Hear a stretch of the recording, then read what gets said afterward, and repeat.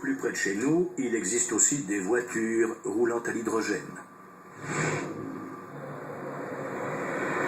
Celle-ci est un hybride qui peut rouler à l'essence normale ou bien, par simple pression d'un bouton, à l'hydrogène.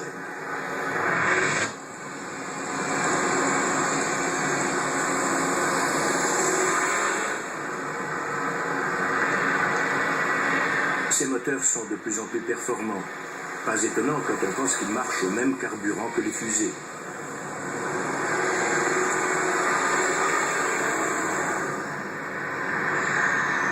Au départ, la principale difficulté était de stocker à haute pression un gaz extrêmement inflammable.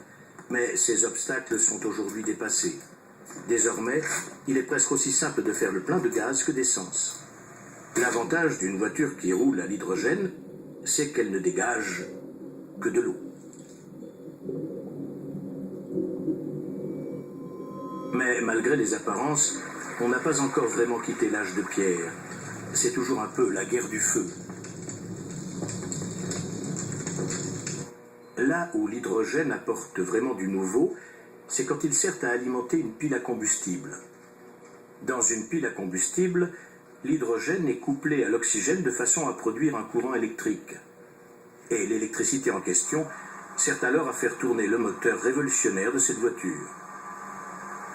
Comme dans le moteur à hydrogène, il n'y a que de l'eau qui s'échappe. Mais tandis que le moteur à combustion interne n'est efficace qu'à 20%, celui-ci tourne à 80% d'efficacité. Aujourd'hui, les chercheurs mettent au point des piles combustibles à hydrogène assez petites pour remplacer les batteries classiques de nos ordinateurs portables. En théorie, rien ne s'oppose à la création de centrales électriques à l'hydrogène alimentées par le soleil.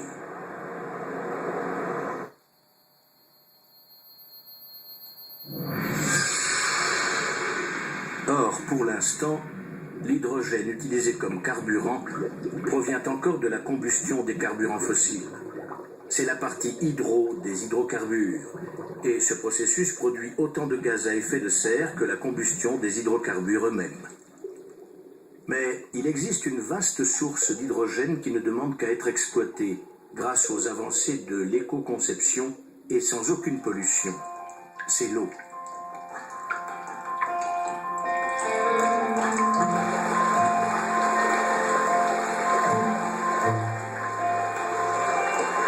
Grâce à la seule énergie solaire, on pourrait trouver toute l'énergie dont on a besoin dans l'eau pure. Et en utilisant cette énergie, en la brûlant ou l'exploitant dans une pile à combustion, on ne produirait que de l'eau. Le recyclage à 100%.